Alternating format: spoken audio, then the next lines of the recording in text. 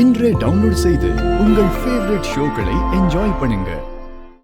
விடிஞ்சதும் அப்பா பாட்டி அம்மான்னு எல்லாருமே கேட்பாங்கல்ல மாயா.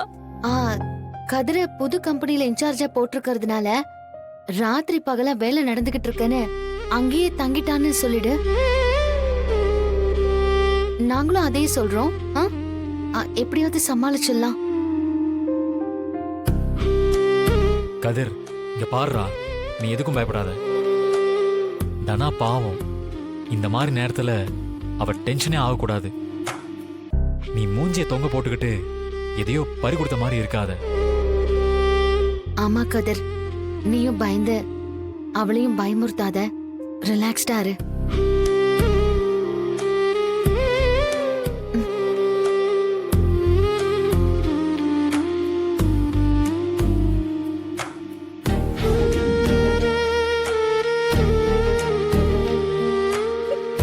கதிர், என்ன நடந்தாலும் பாத்துக்கலாம். மனசை மட்டும் நீ தளர விடாத.